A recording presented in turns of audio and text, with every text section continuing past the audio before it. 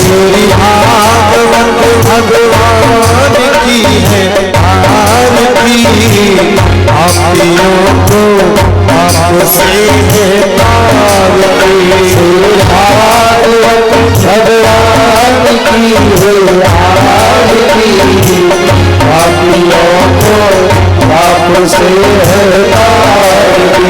ये हमारी करती है की पंक्ति पंचम निराला, प्रभ ज्योति जगाती प्राणा। ये हमारी ग्रंथि है ओम की पंक्ति पंचम निराला, प्रभ ज्योति जगाने वाला। ये हमारी ग्रंथि है ओम की पंक्ति ये पंचम निराला, प्रभ ज्योति जगाने वाला। ये ज्योति जगाने वाला। हरि नाम यही हर धाम यही, हरि नाम यही हर धाम यही, हरि नाम यही मेरे धाम यही, हरि नाम यही मेरे धाम यही। पापियों को पाप से है पारती।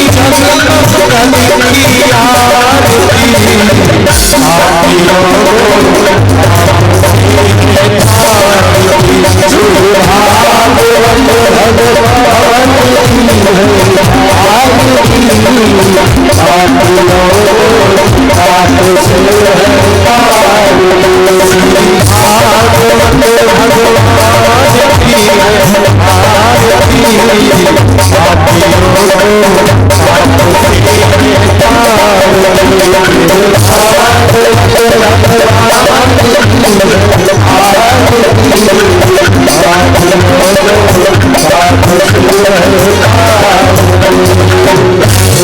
घोरं करुणावतारं संसार सारं भुजगेन्द्रहारं सदा वसन्तं हृदयारविन्दे भवभवानी शरणं नमामि त्वमेव मां सदा त्वमेव त्वमेव वन्दोश्च सदा त्वमेव त्वमेव वीर्यं त्वमेव त्वमेव शरणं मम देव जलेन शीले कर्णं पुष्पे देवादिवन्दनं शीतलेतुं जगन्माता शीतलेतुं जगद्पिता शीतलेतुं जगद्धात्री शीतलाय नमो नमः हस्ते क्षतपुष्पाणि गृहीत्वा मन्त्रपुष्पाञ्जलिः ॐ जिनेनन्दमय जन्तदेवास्तानि धर्माणि प्रथमान्यासन्नः तेहनाकं महिमानः सजन्मतपूर्वे साध्याः शान्तिदेवः हरिः ॐ एकदन्ताय विद्महे वक्रतुण्डाय धीमहि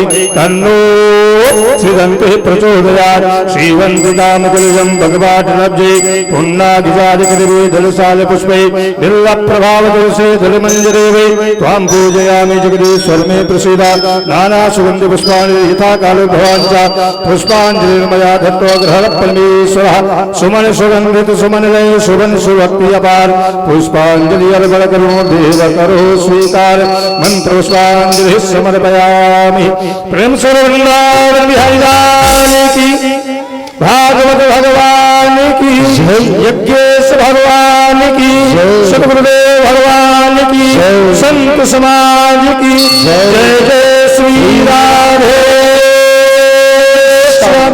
जय जय श्री राधे नमः पार्वती पते हर हर महादेव शंभो। सभी लोग यथास्थान विराजमान हो। व्यास जी के मुखारविंद से अमृत परिवार को स्मरण कर अपना जीवन सफल बनाए, अपना जीवन धन्य बनाए। जय श्री राधे, जय जय श्री राधे।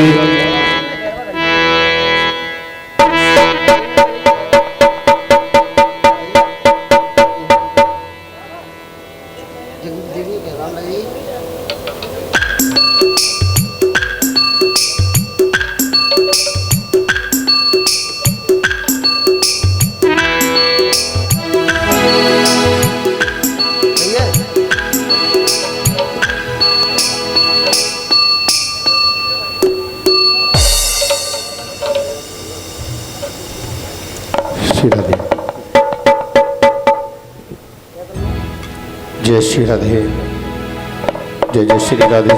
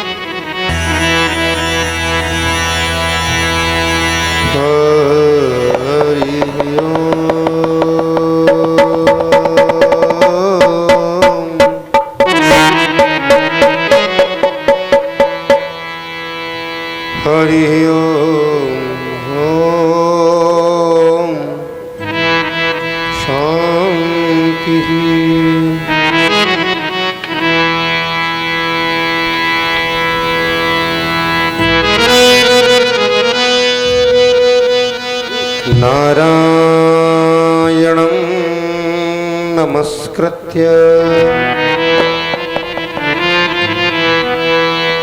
नरं चैव नरोत्तमं देवी सरस्वतीं व्यासं ततो जयमुदीरये।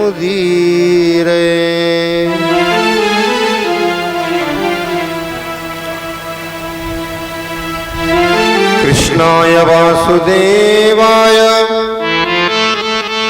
हरे परमात्मने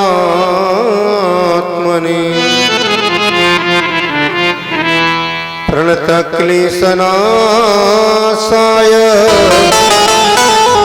श्रीगोविन्दाय नमो नमः।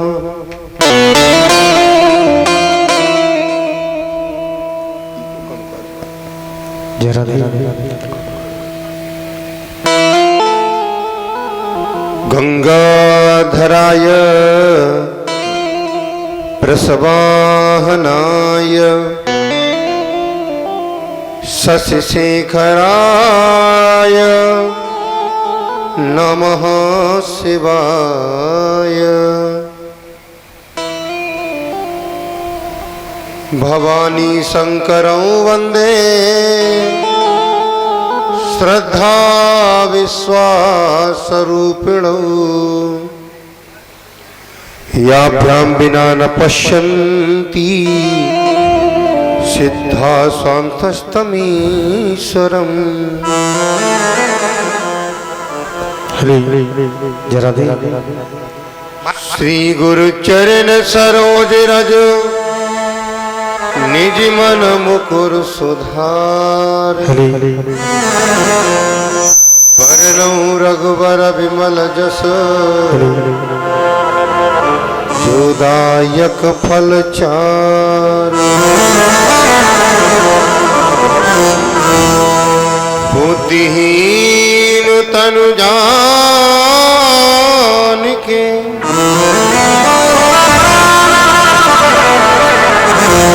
सुमिरौ पवन कुमार। बल बुद्धि विद्या देहु मोए हरौ कलेश विकार। यो नित्यमच्युतपदाम्बुजे कुमारकुमं व्यामोहस्तस्तनतराणतराय मेने। अस्मद्गुरुर्भगवतो सदैकसिन्धो रामानुजस्य चरणौ शरणं प्रपद्ये। कासाहिर्मले दधानमुरसि श्रीयज्ञसूत्रं सितम्।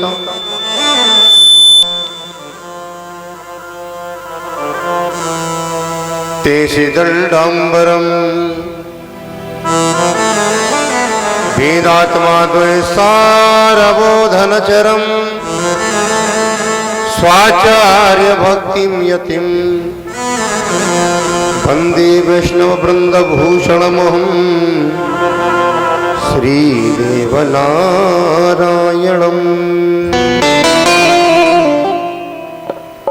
शांति शांति सुशांति। परम मंगलमय परात्पर अखिलेश्वर अकारण करुणा बरुणालय भक्त वांछा कल्पतरु तनिंदित विनिंदित पीतांबरधारी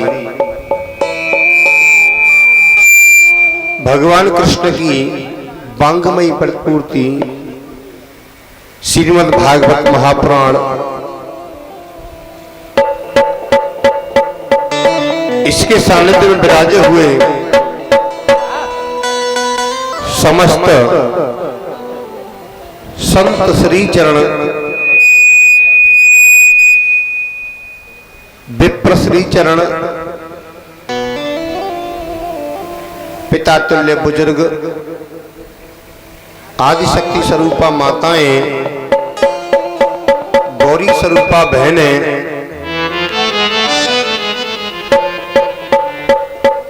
युवा साथी भगवान के स्वरूप छोटे छोटे सभी बच्चे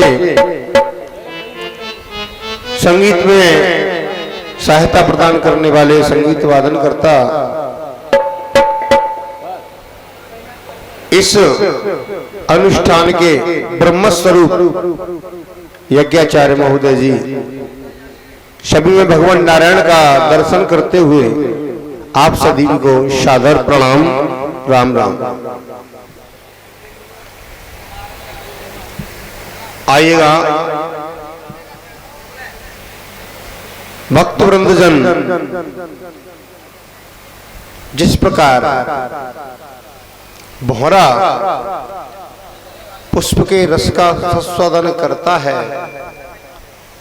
उसी प्रकार हम भगवान की कथा रूपी रस को बड़े आनंद के साथ रसास्वादन करें। प्यारे, हमारी लगन परमात्मा के श्री चरणों में इस प्रकार हो जाए जिस प्रकार एक भौरा और कमल के फूल में रस की चाह लेकर जाता है। प्रातःकाल सूर्योदय हुआ, कमल पुष्प खिला, भौरा उसका रसास्वादन करने के लिए उस पुष्प पे जाकर विराजमान हो जाता है और रस को ग्रहण करने लगता है। शाम होते होते अभी सूर्य उपस्थित है, अभी सूर्य उपस्थित है, ऐसा विचार करता हुआ भौरा उस रस को ग्रहण करता जाता है। और महाराज धीरे धीरे धीरे धीरे सूर्यास्त हो जाता है। अभी और चख लूं, अभी रस का पान और करूं, इसी लालसा में वो निरंतर लगा रहता है और संध्या हो जाती है, शाम हो जाती है, कमल पुष्प बंद हो जाता है प्यारे, और वो भौरा उसी में ही फंसा रह जाता है। विचार करता है प्रातःकाल होगा, सूर्य निकलेगा तो मैं अवश्य इसको छोड़ करके चला जाऊंगा। लेकिन प्यारे, मेरे गोपाल की भक्ति ऐसी है, मेरे प्रभु की भक्ति ऐसी है, जो इसके रस को एक बार चख लेता है इसको छोड़ नहीं पाता। इसके रसास्वादन को करके इसके रस को विस्मृत नहीं कर पाता, भूल नहीं पाता, मोक्षता से उसी में लगा रहता है। निरंतर फिर सुबह होती है और शाम हो जाती है प्यारे, लेकिन भौरा नहीं निकल पाता। आज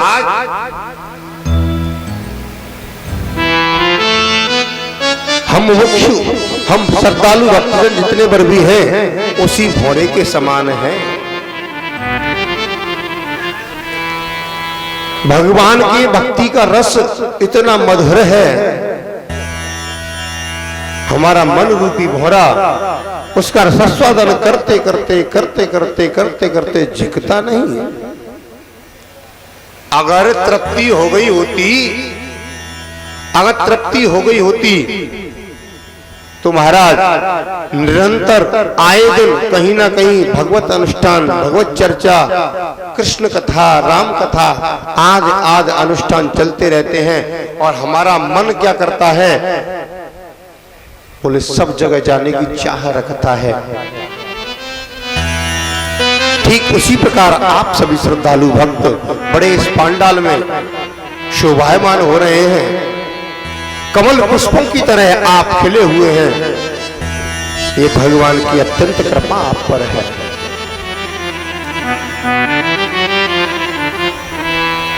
दूसरी बात आपको और बताऊं, कथा अथाह है। पहले भी चौपाई कई बार गाई जा चुकी है। हरि अनंत हरि कथा अनंता, कहीं सुने बहुविधि सब संता। भगवान अनंत है, भगवान की कथाएं अनंत हैं। महाराज मैं आपको एक सत्य से अवगत करा दूं कि जितने वर्वी साहित्य गाथा हैं, जो हमारे साहित्य का गायन कर रहे हैं, आचार्यगण, व्यासगण, महाराज कथाओं का केवल स्पर्श ही हो पाता है। एक एक रामायण की चौपाई इतनी विशाल है, इतना गूढ़ रहस्य है प्यारे, कि 7 दिन की तो चलती क्या है, 7 जिंदगी लगे रहना, लेकिन अर्थ नहीं मिलेगा। इतनी गुण है। लाखों अर्थ कर लो, 50,000 अर्थ कर लो। और बताऊं एक और बात, हम तो आज डिग्रियां हासिल करके बैठे हैं,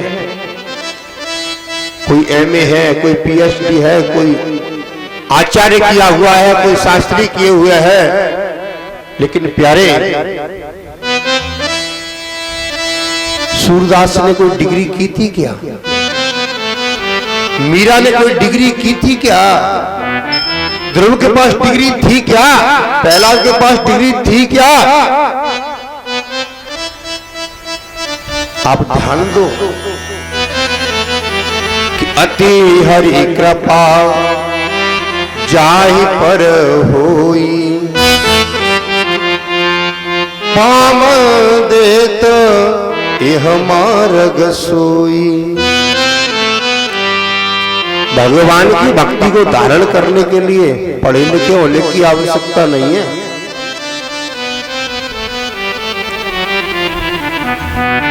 और महाराज जैसा भी हूं, अज्ञानी बन के जाओ, परमात्मा के सामने अगर आप ज्ञानी बनोगे, भगवान के सामने अगर ज्ञानी बनोगे, चतुराई दिखाओगे, तो वास्तविकता ये है तुम्हारा ज्ञान और तुम्हारी चतुराई चलने वाली नहीं है। जैसे हो वैसे ही उनकी शरण में पहुंच जाओ। और महाराज शरण में जाएं कहां? कौन सी जगह ऐसी है जहां उनकी शरण है? हम कहां पहुंचे? तो भक्त बड़े भाव से गाता है।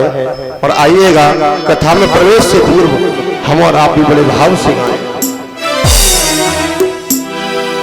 कि कौन है गुलशन के जिस गुलशन में रोशन तुम नहीं, कि कौन है गुलशन की जिस गुलशन में रोशन तुम नहीं। कोई जगह ऐसी है संसार में जहां भगवान न हो? कोई जगह संसार में ऐसी नहीं जहां भगवान विराजमान नहीं है। इसीलिए भक्त ने बड़े सुंदर भाव से गाया कि कौन है वो गुल,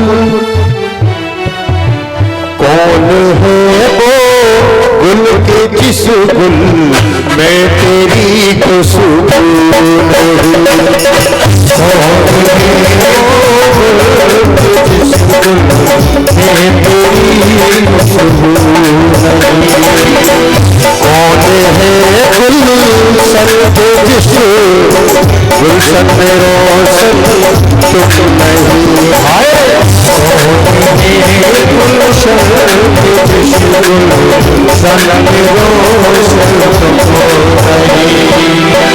कौन है गुलशन की जिस गुलशन में रोशन तुम नहीं।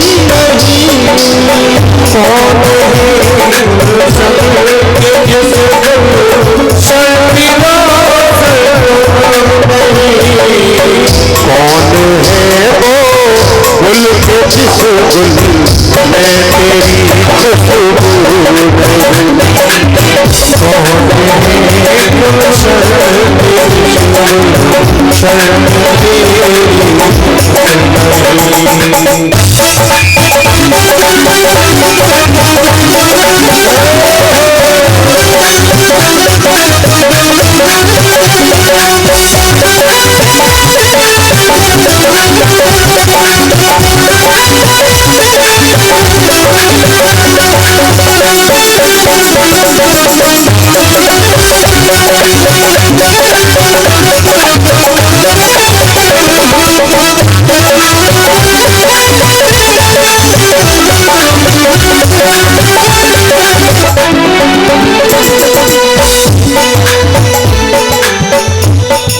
भगवान से कहता है भक्त जब गिलाना मारना भी एक तमाशा है तेरा।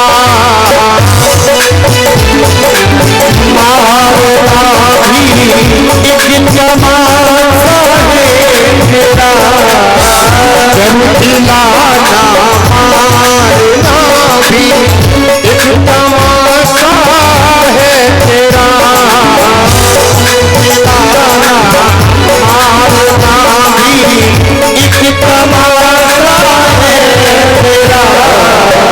क्यों ना फिर देखो प्यारे, क्यों ना फिर देखो हाथों में तेरे दिल नहीं, कौन है गुलशन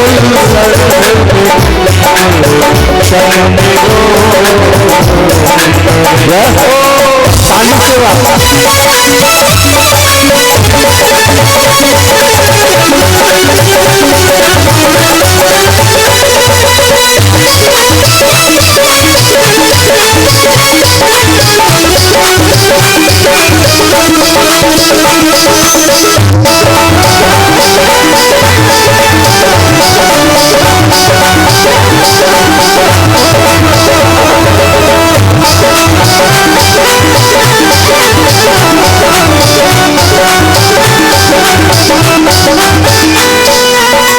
ना समझ था तब ये ख्वाहिश थी कि मैं समझूं तुझे, ना समझ ख्वाहिश थी तुझे समझूंगा ना समझ था तब ये ख्वाहिश थी कि मैं समझूं तुझे,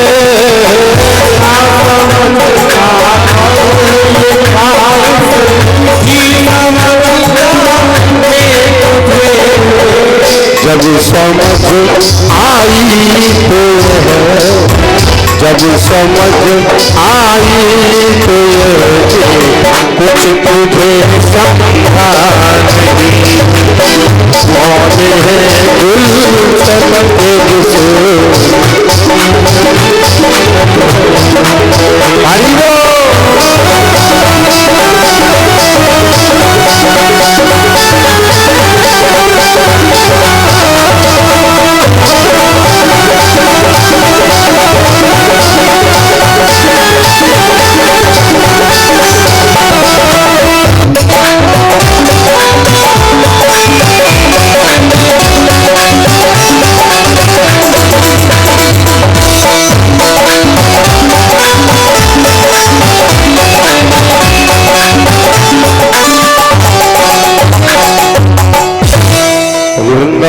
बिहारी लाल की जय जय श्री राम श्याम।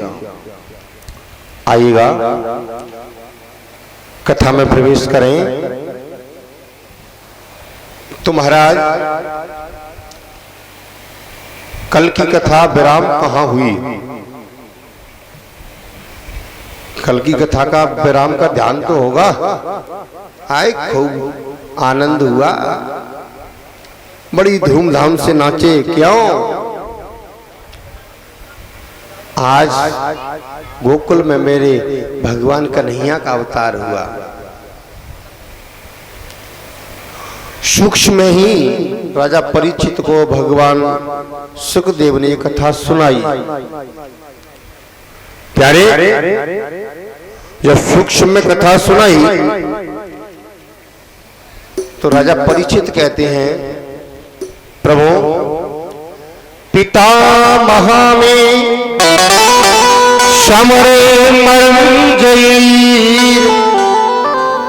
देवव्रताध्या तीर्थैस्ति पिंगलै दुरत्ययं कौरव सैन्य सागरम् कृत्वा तरं वत्सपदं स्मयत्पलवः। प्यारे राजा परीक्षित कहते हैं, महाराज आपने जो मुझे कथा श्रवण कराई वो बड़ी संक्षिप्त में श्रवण कराई। जिन कृष्ण की कृपा से उस महाभारत में युद्ध में मेरे बाबाओं ने पितामहों ने भगवान की कृपा से उस युद्ध को इस प्रकार जीत लिया जिस प्रकार एक बछड़ा, गाय का बछड़ा छोटे से गड्ढे को छलांग लगाकर पार कर जाता है। और महाराज उस महाभारत में ऐसे ही योद्धा नहीं थे, बड़ी बड़ी तिमिंगल मछलियां हैं उसमें। पितामह भीष्म, गुरु द्रोणाचार्य,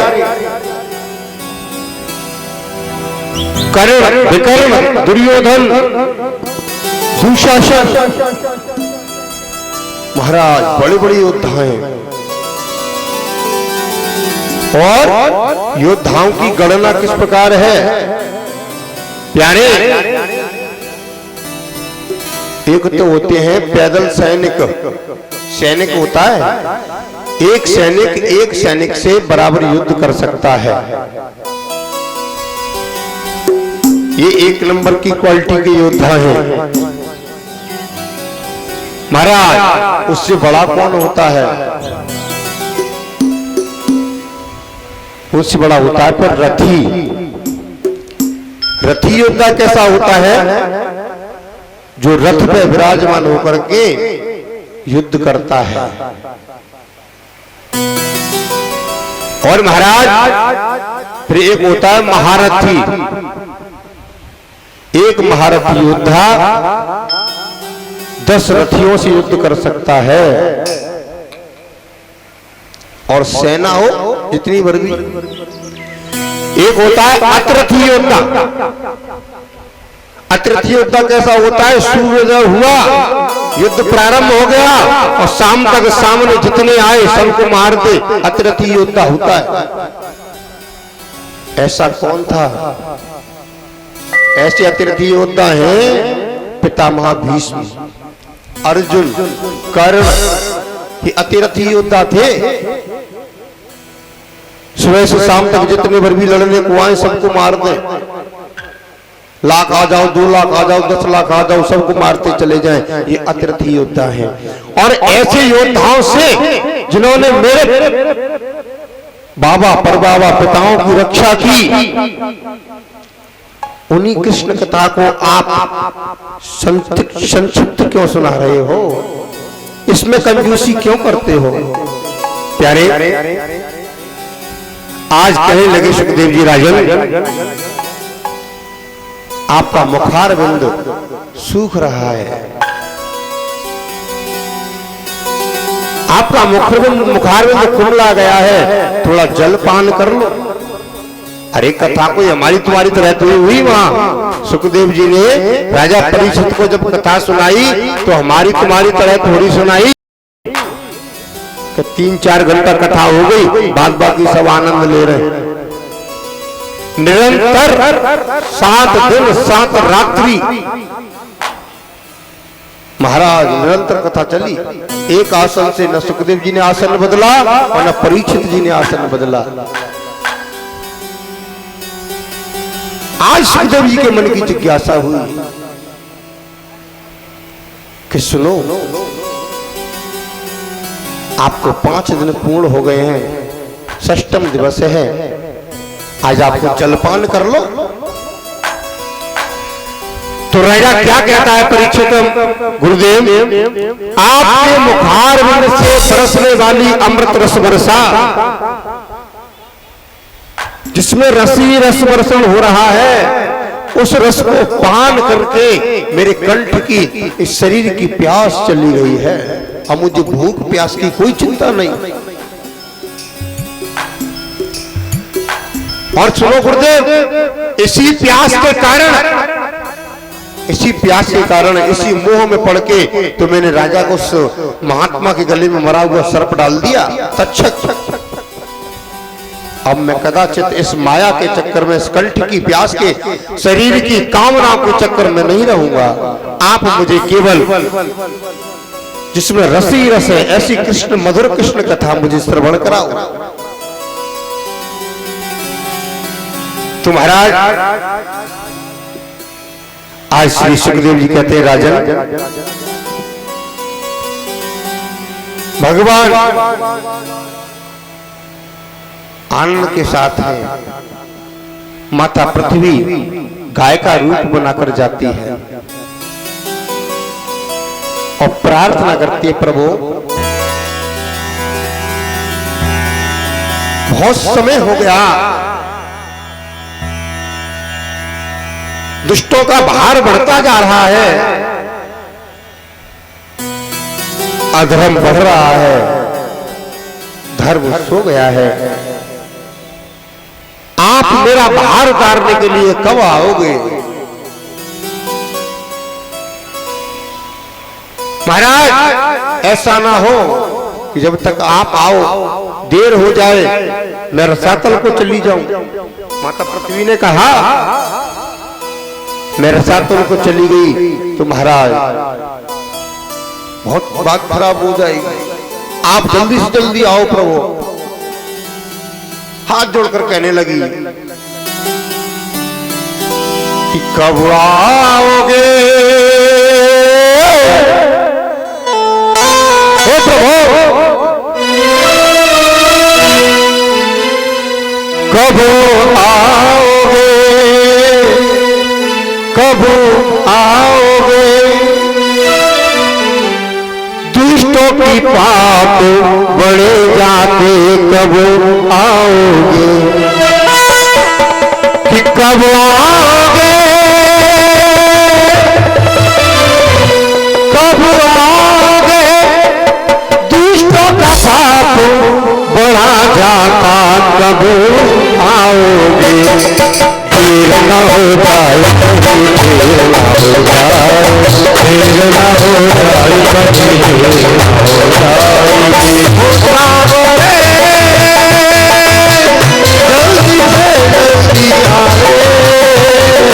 देर न हो जाएगी, जल्दी से जल्दी आए, देर न हो जाए कभी, देर न हो जाए, देर न हो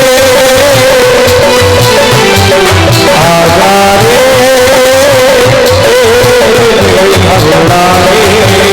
कभी, देर न हो जाए,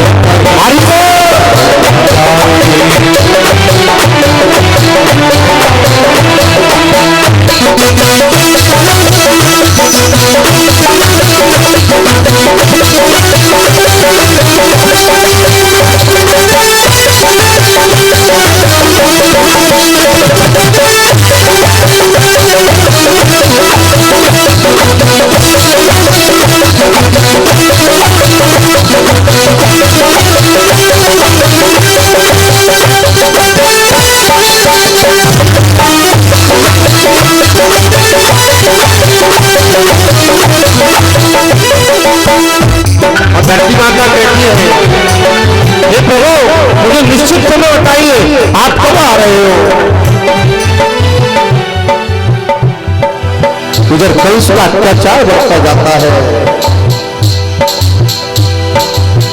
दुष्टों ने पाप का भार इतना मेरे ऊपर बढ़ा दिया है, मुझसे भोजन बर्दाश्त नहीं होता,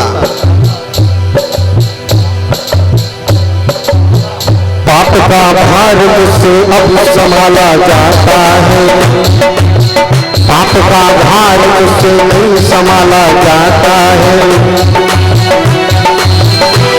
मेरे शाम कभी तू आएगा बुलाता है,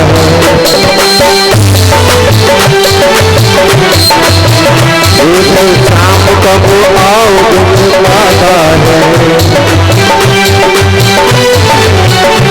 आपका क्या वादा है, कब आओगे वादा करो। दुष्टों का पाप करती है बढ़ता जाता है, आप कब आओगे तुम्हारा क्या वादा है प्रभु, कब आने वाले हो और कितना तक पाओगे,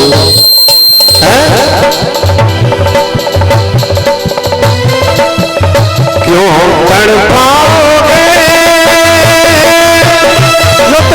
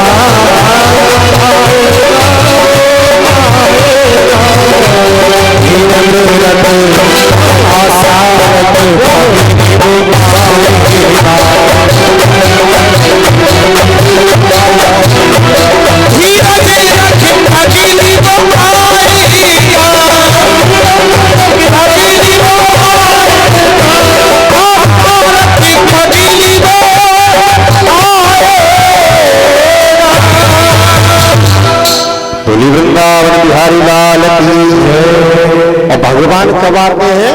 माता पृथ्वी ने प्रार्थना की आप कब आओगे प्रभु? तो भगवान कहने लगे सुनो पृथ्वी आप पहुंचो, मैं शीघ्र आऊंगा।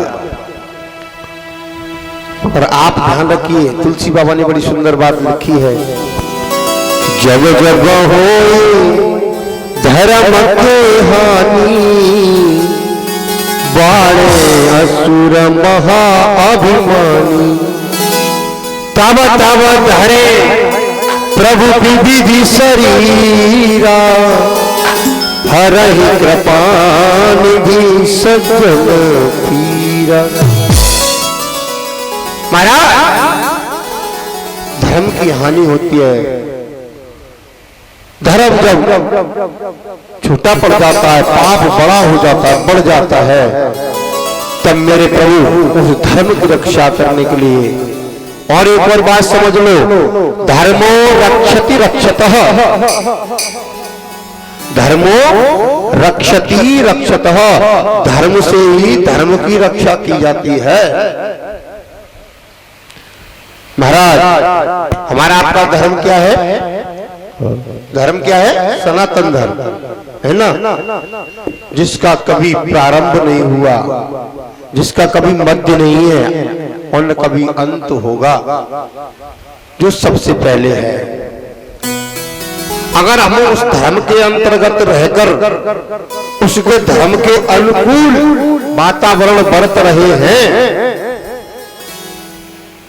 तो महाराज हम धर्म की रक्षा कर पाएंगे।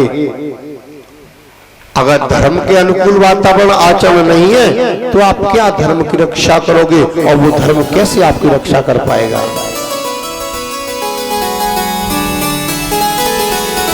आप जरा ध्यान से देखें,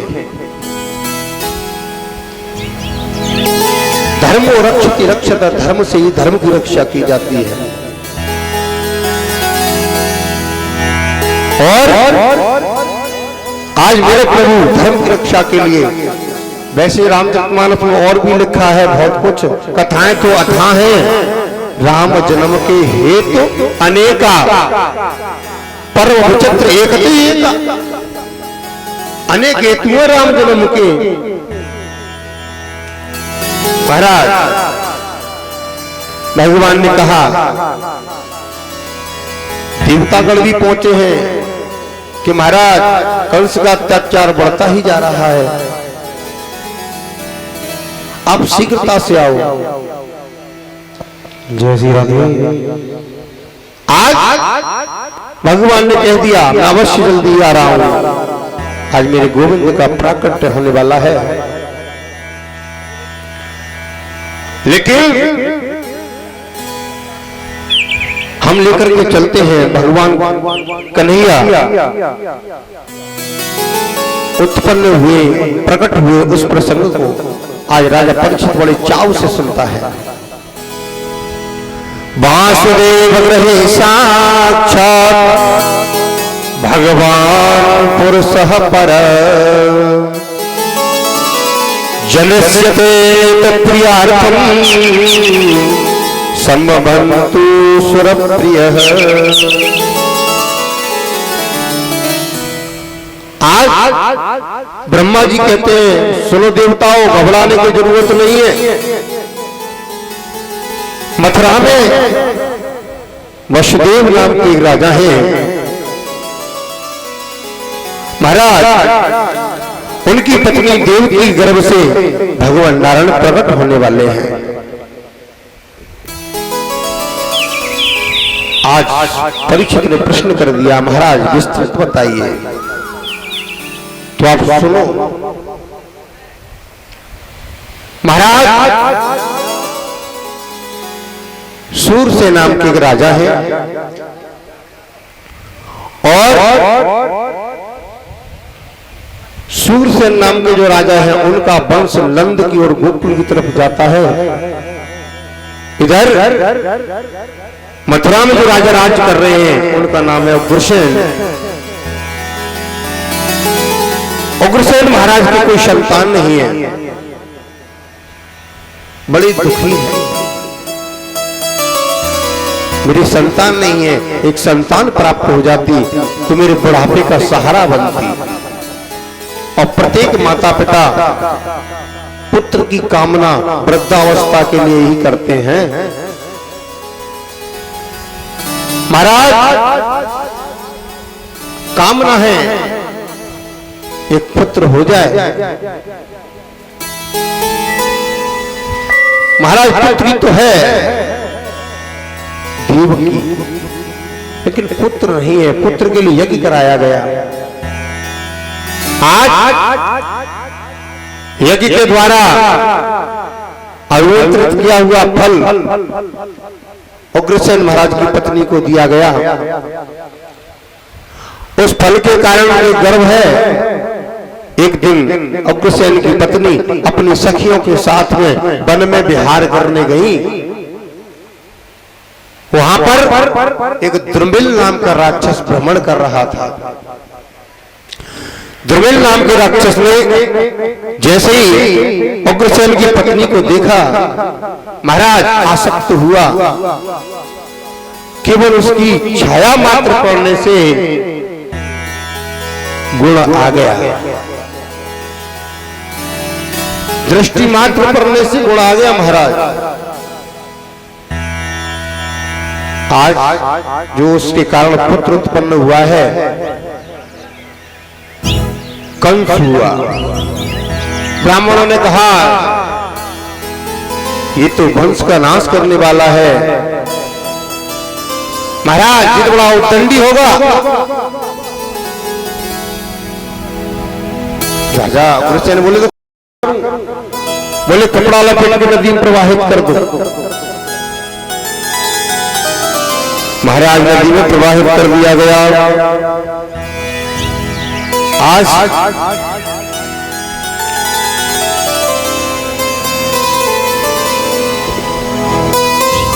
इधर उग्रसेन महाराज राज्य कर रहे हैं।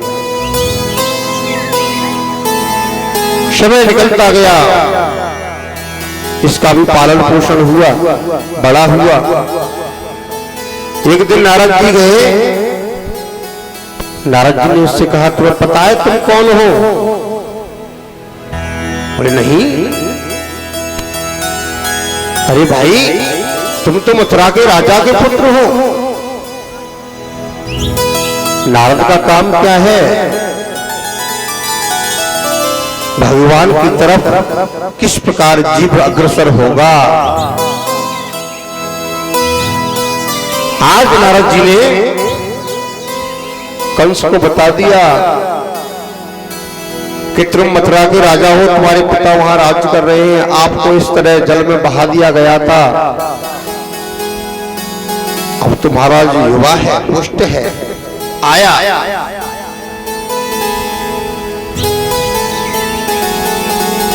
चढ़ाई कर दी महाराज। उद्दंडता करने लगा। नगर में आ गया, अपने में उद्दंडता करने लगा। पिता ने मना किया कि आप ऐसा मत करिए, लेकिन पिता की आज्ञा को भी नहीं माना। पिता को बंदी बना के कारागार में डाल दिया गया।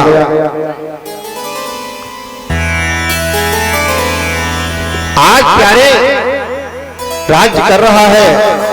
इसकी एक बहन है देवकी, उसके लिए इसने वर चुना वसुदेव को। वसुदेव महाराज के साथ में विवाह संपन्न करने के बाद में जैसे ही अपनी बहन को विदा कर रहा था, प्यारे आकाशवाणी हुई कि इसका 8वां गर्भ तेरा काल होगा। जैसे ही सुना 8वां गर्भ इसका मेरा काल बनेगा, तुरंत केश पकड़ के रथ से नीचे खींच लिया, अपनी तलवार को निकाल लिया। आज मैं इसको खत्म कर दूंगा। जब यही नहीं रहेगी तो इसका 8वां गर्भ मेरा काल बनेगा क्यों? महाराज इसको मार दूंगा, लेकिन इनके साथ विवाह हुआ है, वसुदेव जी उनका धर्म है, संसार के प्रत्येक पति का धर्म है किसी भी परिस्थिति में अपनी पत्नी की सुरक्षा करे। जो अपने पत्नी की, अपने परिवार की सुरक्षा नहीं कर पाता वो स्वामी कैसा। हाथ जोड़कर आग्रह किया, महाराज आप तो यशस्वी हैं, तेजस्वी हैं, आप इस तरह अपनी बहन को ही मारोगे तो समाज आपके विषय में क्या कहेगा। इसीलिए आपका आपेश होगा, आप अपनी बहन को मत मारो। महाराज कंस ने बात मान ली और कहा, मेरी मैं आपको एक सलाह और देता हूं, अगर इसको छुड़वाते हो, नहीं मारने देते, तो इसके गर्भ से जो संतान होगी आप मुझे देते जाना, इसी शर्त पर मैं से छोड़ सकता हूं। कह दिया ठीक है, आपकी बात मानूंगा। प्यारे आज जेल में डाल दिया गया, दोनों को हथकड़ी बीड़ी लगा दी गई। इन्होंने जेल में पहले पुत्र को जन्म दिया और जैसे ही पुत्र का जन्म हुआ कंस आया, आकर के उसे ले गया और ले जाकर अपनी सभा में टुकड़े टुकड़े करना चाहता था। तो हृदय में दया आ गई, बोले भला इस बच्चे ने मेरा क्या बिगाड़ा है जो उसको मैं मारूं। अरे देवकी की तो 8वीं संतान मेरा काल बनेगी, ये तो पहला है, पहले को मारने से मुझे कोई लाभ नहीं होगा। नारद जी ने कहा,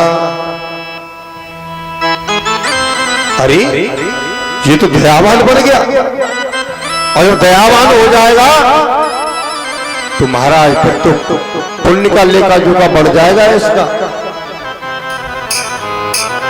पाप का घड़ा जल्दी भरवाना है, दुष्ट है।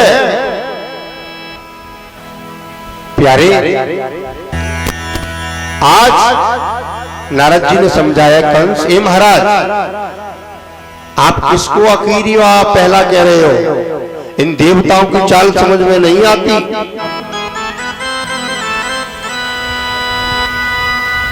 आप गिन के देखिए, एक दीवार पर आज नारद जी ने 8 लाइन खींच दी